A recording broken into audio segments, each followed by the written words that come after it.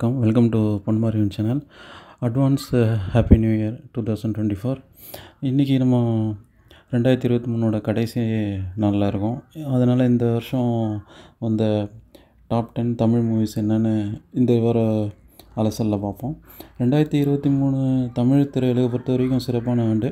400க்கும் மேற்பட்ட படங்கள் ரிலீஸ் ஆகி பல படங்கள் திரையரங்கில் வெற்றிகரமாக ஓடிருக்கு. லோ பட்ஜெட் படங்கள், புது இயக்குனர் படங்கள் எல்லாம் வெற்றி அடைஞ்சு நம்பிக்கை கொடுத்துருக்கு. 2024 மிகப்பெரிய முன்னணி ஹீரோக்கள் நடித்த படங்கள், சூப்பர் ஸ்டார்லேருந்து சூப்பர் ஆக்டர், அப்புறம் நடிப்பசுரன் படம், இப்படின்னு ஏகப்பட்ட படங்கள் லைன் அப்பில் இருக்குது.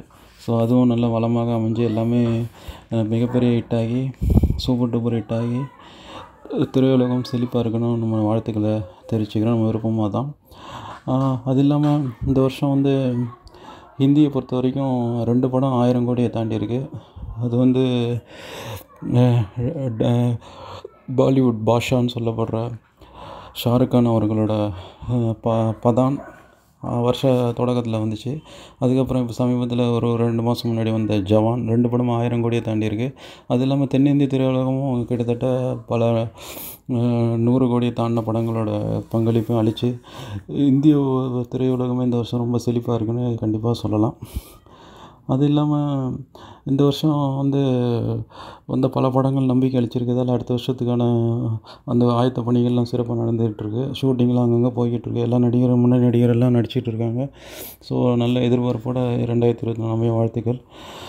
இந்த முக்கியமான நேரத்தில் ஒரு விஷயத்தை சொல்லி ஆகணும். ஏன்னா அது முக்கியமான விஷயம். அது என்னென்னா 2023 சமீபத்தில் தென்னிந்திய நடிகர் சங்கம்னு அழைக்கப்பட்ட நடிகர் சங்கத்துக்கு மிகப்பெரிய பில்லராக இருந்து அதில் கடன்கள்லாம் அடைச்சி மிகப்பெரிய முன்னெடுப்புகள்லாம் பண்ண கேப்டன் கருப்பு எம்ஜிஆர், பொன்மன செல்வன், ஏழைகளுக்கு உணவு வழங்கி அழகு பார்த்த வள்ளல்னு அழைக்கப்படுற திரு விஜயகாந்த் அவர்கள் இப்போ காலமாயிட்டார். சமீபத்தில் 2 நாள் முன்னாடி.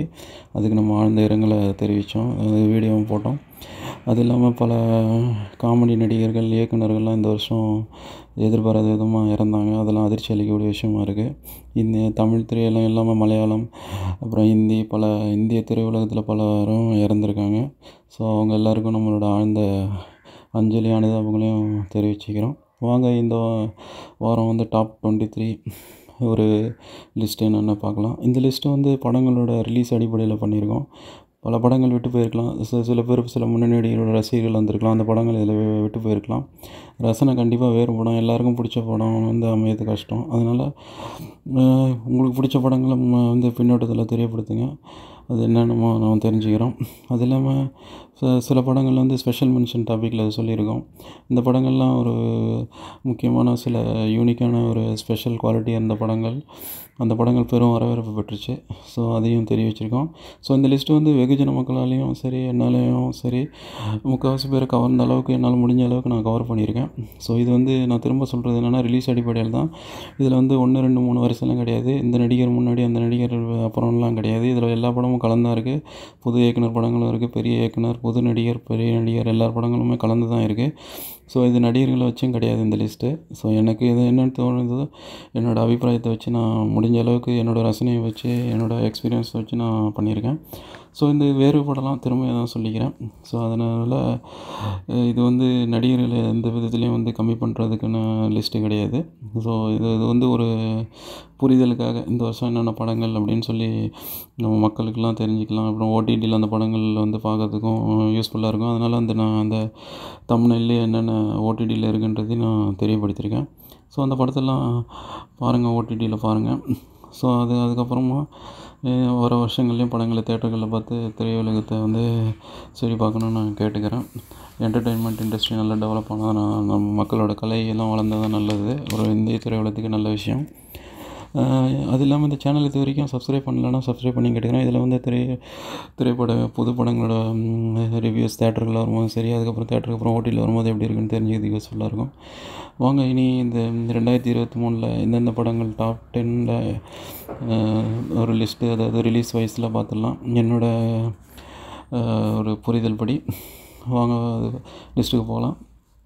இந்த வருஷம் தொடக்கத்தில் ஜனவரியில் வந்து பொங்கல் ரிலீஸாக 2-3 படங்கள் வந்துச்சு. அதில் வந்து துணிவும் ஒரு படம். துணிவு வந்து தல, அஜித் அவர்களோட கம்பேக் படம். இந்த படத்தில் வந்து ஆக்ஷன் வந்து அப்புறம் என்கேஜிங்கான ஸ்க்ரீன் ப்ளேக்காக வருஷ தொடக்கத்தில், அதாவது பொங்கல் டயத்துலேயே எல்லாரையும் கவர்ந்த படம் இது. வினோத் அவர்கள் இயக்குனர் இந்த படத்துக்கு. அவர் கம்பேக் மூவியாக அமைஞ்சுது. தல, அஜித்துக்கும் இந்த படம் சிறப்பான ஒரு தொடக்கத்தை கொடுத்துருக்கு இந்த வருஷத்துலன்னு சொல்லலாம். அதுக்கடுத்தது 2வதாக பார்க்க போகிற படம் தாடா. இந்த படம் வந்து பிக் பாஸ் புகழ் கவின் நடித்த படம். ஏற்கனவே ஒரு கவின் வந்து லிஃப்ட்டுன்னு ஒரு படம் வந்து ஹிட்டு கொடுத்துட்டாரு. அந்த படத்துக்கு அப்புறம் இந்த படத்தில் நடித்தார். இந்த படம் வந்து ரிலீஸுக்கு முன்னாடியே ஏகப்பட்ட பாசிட்டிவ் ரிவ்யூஸ்லாம் பெற்றிருந்தது. ப்ரீவியஸுவலி நல்ல ஒரு பேர் பெற்றுச்சு. அறிமுக இயக்குனர் கணேஷ் கே பாபு தான் இயக்கியிருந்தார். அவர் வந்து கவினோட பெஸ்ட் ஃப்ரெண்டு.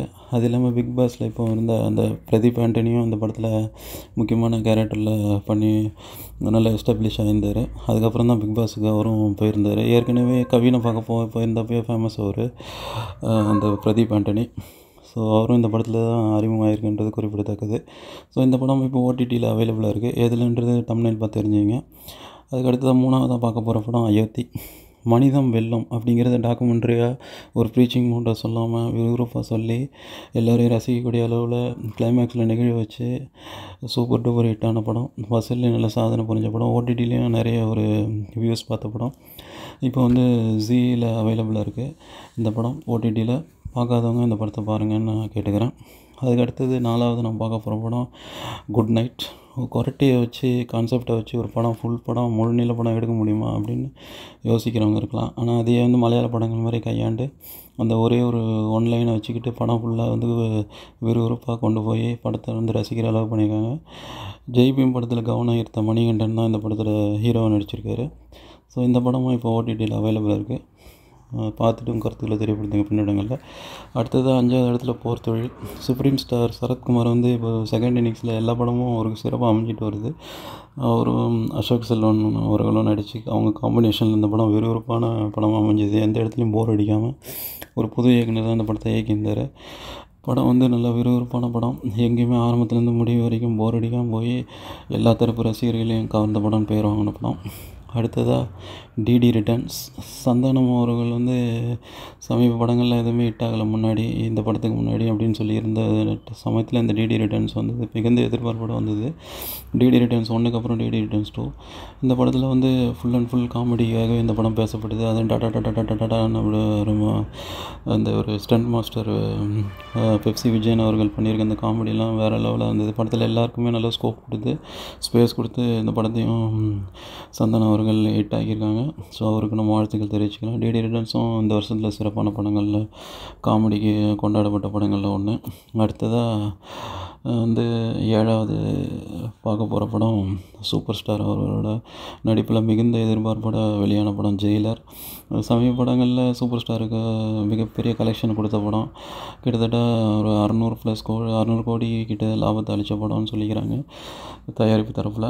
ஸோ இந்த படம் வந்து எல்லாருக்குமே, விநியோகஸ்தர்களுக்கும் சரி, தியேட்டர் உரிமையாளர்கள் எல்லாருக்குமே லாபத்தை கொடுத்த படம், ஒரு நம்பிக்கை அளித்த படம்.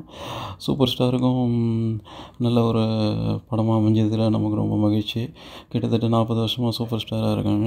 இனி வருங்காலங்களில் அடுத்த வருஷமும் பல படங்கள் ரிலீஸ்லேயும் இருக்குது. லால் சலாம், அப்புறம் இன்னொரு லோகேஷ் கனகராஜ் அவர்கள் படம் அப்படின்னு இன்னும் 2-3 படங்கள் லைனப்பில் இருக்குது. ஸோ அதுக்கு ஒரு முன்னோட்டமாக இந்த படத்தோட வெற்றி அமைஞ்சதுன்னு கூட சொல்லலாம். அது மகிழ்ச்சியான விஷயமாக பார்க்கப்படுது திரையுலகத்தில். அடுத்தது 8வது மார்க் ஆண்டனி. இந்த படத்தில் வந்து விறுவிறுப்பான கதை, விஷால் எஸ்ஜே சூர்யாவோட காம்பினேஷன். எஸ்ஜே சூர்யா நடித்தாலே படம் ஹிட்டுன்ற அளவுக்கு அவரோட கேரக்டர் வந்து சிறப்பாக அமைஞ்சிருது. இந்த படத்துலேயும் அதுக்கு விதிவிலக்கு இல்லை. எஸ்ஜே சூர்யா வர போர்ஷன்ஸ்லாம் படத்தில் செம்ம ஒரு வைப்பாக இருந்தது. அதுலேயும் வந்து டபுள் ஆக்ஷன் கேட்க வேணாம். அது இல்லாமல் இதில் வந்து அந்த ரெட்ரோ பாடல்களான வருது விலகு அந்த பாட்டு, அதுக்கப்புறமா அந்த அடியே மனம் நில்லுன்னு நினைக்க, அதெல்லாம் வந்து வேறு லெவலில் வைப்ஸை வந்து கிரியேட் பண்ணி 80s நாஸ்டாலஜியை கொண்டு வந்து தியேட்டர்களில் வந்து மிகப்பெரிய ஒரு வரவேற்பு பெற்று ஓடிடிலேயும் மிகப்பெரிய வரவேற்பு பெற்ற படம் மார்க் ஆண்டனி. இதுவும் இப்போ ஓடிடியில் அவைலபிளாக இருக்குது. அடுத்ததாக 9வது பார்க்க போகிற படம் இருகப்பற்று. இது வந்து ஃபீல் குட்டான படம். கிட்டத்தட்ட ஒரு கவுன்சிலிங்கான ஒரு கதை, ஒரு ஃபேமிலி பாண்டிங்கு, அந்த மாதிரியான படங்கள். இந்த படத்தை பார்த்தாலே ஒரு ஃபேமிலிக்குள்ளே ஒத்துமை வரும்ன்ற சொல்கிற அளவுக்கு சிறப்பான படம். அது புது இயக்குனர் தான் பண்ணியிருக்காருன்னு நான் நம்ப முடியாத அளவுக்கு சிறப்பான இயக்கத்தை கொடுத்துருக்காரு இந்த படத்தோட இயக்குனர். இந்த படமும் இப்போ அவைலபிளாக இருக்குது ஓடிடியில். பார்த்துட்டு உங்கள் கருத்துக்களை தெரியப்படுத்துங்க. இப்போ நம்ம கடைசியாக பார்க்க போகிற படம் இந்த டிசம்பர் 1 அன்றைக்கி ரிலீஸ் ஆகி மிகப்பெரிய வரவேற்பு பெற்று 5வது வாரத்தை தாண்டியும் ஓடிக்கிட்டு இருக்க ஒரு விறுவிறுப்பான படம். இந்த படம் வந்து ஆக்ஷன் படமா இல்லைனா ஒரு த்ரில்லர் படமானு புரிஞ்சிக்க முடியாத அளவுக்கு ரெண்டுமே கலந்து ஒரு வித்தியாசமான அந்த ஒரு மியூசிக்லேயே வந்து சாம் சிஎஸ் வந்து கலக்கி எடுத்திருப்பார். அந்த ஒரு படத்துக்கான அந்த ஒரு எஃபெக்டை கொண்டு வந்திருப்பார். ஈகோ கிளாஷ்னால் ஒரு கார் பார்க்கிங் வந்த அந்த பிரச்சனை எப்படி பெரிய லெவலுக்கு போய் பெரிய ஒரு ட்விஸ்ட்டில் முடியுதுன்றதை ஆன்லைனை வச்சு சிறப்பாக கையாண்டுருக்காரு இயக்குனர். பாராட்டுக்கு தெரிவிச்சுக்கலாம். 5 வாரம் தாண்டி இன்னும் இப்போ கரண்ட்டாக ரன்னிங்கில் ஓடிக்கிட்டு இருக்குது. அது இல்லாமல் ஓடிடிலையும் இந்த படம் இப்போ அவைலபிளாக இருக்குது. பார்த்துட்டு உங்கள் கருத்துக்களை பின்னோட்டங்களை தெரியப்படுத்துங்க. எந்த மோடில் பார்க்குறீங்கன்னு சொல்லி தெரியப்படுத்துங்க. தேட்டர்லையா இல்லை ஓடிடிலான்னு சொல்லுங்கள். அது இல்லாமல் ஏற்கனவே சொன்ன மாதிரி பல படங்கள் விட்டு போயிருக்கலாம் இந்த லிஸ்ட்டில். சில படங்கள் எனக்கு தோணுனதில் ஸ்பெஷலாக குறிப்பிடத்துக்கு ஸ்பெஷல் மென்ஷன் சில படங்கள் இருக்குது. அதில் முக்கியமான படம் வந்து விடுதலை பார்ட் 1. இந்த படம் வந்து இயக்குனர் வெற்றிமாறன் அவர்கள் வந்து சூர்யா அவர்கள் வந்து ஹீரோவாக போட்டு எடுக்கிறாங்கன்னும் போது எதிர்பார்ப்பு அதிகமாக இருந்தது. இந்த படம் எப்படி வரப்போகுது, எந்த ஜானரில் அப்படின்னு மக்களோட பிரச்சனைகள் பற்றி பேசுகிற படமும் நல்லா வரவேற்பு பெற்றுருச்சு. இசைஞானி இளையராஜா ஐயாவோட இசை, அந்த வழிநடுக காட்டுமல்லி பாட்டு பட்டி தொட்டி எங்கும் ஒழிச்சுது. திரும்ப இசைஞானி ராஜ்யம் திரும்ப ஸ்டார்ட் ஆச்சுன்னு சொல்லலாம். அந்த பாட்டு மூலிமா என்றும் ராஜா ராஜாதான் சொல்கிற அளவுக்கு படத்தோட பிஜிஎம்மும் அந்த பின்னி படம் கிளைமேக்ஸ் பிஜிஎம்லாம் வேறு லெவலாக இருக்கும். இந்த போலீஸ் அந்த ட்ரம்ஸ்லாம் செம்மையாக வச்சுருப்பாங்கல்ல கிளைமேக்ஸ் படம் பாருங்கள் உங்களுக்கே புரியும். இந்த படமும் ஒரு வரவேற்பு பெற்ற படம். அடுத்து யாத்திசை வந்து இந்த ஒரு பழங்கால தமிழர்கள் எப்படி பேசியிருப்பாங்க, அந்த மொழி எப்படி இருக்கும்னு சொல்லி அந்த பாண்டிய நாட்டு மொழி, அப்புறம் அந்த பாண்டிய நாட்டுக்கும் மற்ற நாட்டுக்கும் இருந்த சண்டைகள் அதை பற்றிலாம் நல்ல காட்சி எடுத்துப்படுத்தியிருப்பாங்க. அடுத்த சண்டை காட்சியாக பேசப்பட்டது. மிகப்பெரிய வரவேற்பு பெற்ற படம். தமிழுக்காகவே இந்த படத்தை கண்டிப்பாக பார்க்கலான்னு சொல்கிற அளவுக்கு சிறப்பான படம். இப்போ ஓடிடிலையும் அவைலபிளாக இருக்குது. பார்த்துட்டு சொல்லுங்கள்.